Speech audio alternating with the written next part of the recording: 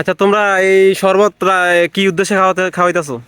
ভাই এখানে দেখতেছেন যে রাস্তার কাজ চলতেছে আমাদের, ঠিক আছে, শহীদনগর টু ইয়াতে সম্ভবত জীবনপুর এই রোডটা করতেছে। বিগত অনেকদিন যাবত এই রাস্তাটা করা হয় না।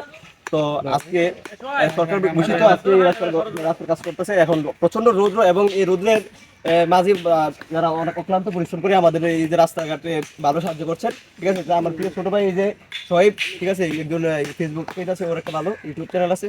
তো ও একটা মানবিক কাজ এগিয়েছে, ঠিক আছে। ও এই যে সাধারণ মানুষের মানে একটু সহায়তা বাবা গরমের অনেক রোদের মধ্যে যে মানে গরমের ঠান্ডা নাকি? হ্যাঁ হ্যাঁ, গরমে ঠান্ডা একটু ঠান্ডা পানি খাওয়াইতে চাইতেছে আর কি। তো ভাইয়া তুমি কি মনে করে হঠাৎ করে আজকে এই পানি ঠান্ডা সর্বোচ্চ খাওয়ার উদ্দেশ্য নিলে?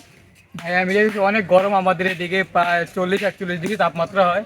এই রোদের কারণে ওরা পরিশ্রম করে আমাদের সেবা দিতেছে, রাস্তাঘাট করতেছে। তাই এই উদ্দেশ্যে তাদেরকে আমি একটু ঠান্ডা শরবতের ব্যবস্থা করেছি। শহীদ বলতে চাইতেছি যে যারা অক্লান্ত 40-41 ডিগ্রি সেলসিয়াস তাপমাত্রার মধ্যে যারা আমাদের এই জন্য অক্লান্ত পরিশ্রম করে রাস্তা তৈরি করছে, তাদের যদি পাশে একটু থাকতে পারে সেই ধন্যবাদ, ঠিক আছে। এই বিষয়ে আমার ছোট ভাই খুব আগ্রহ সবাই সবার সাথে আচ্ছা, ওকে, অসংখ্য ধন্যবাদ তোমাদের।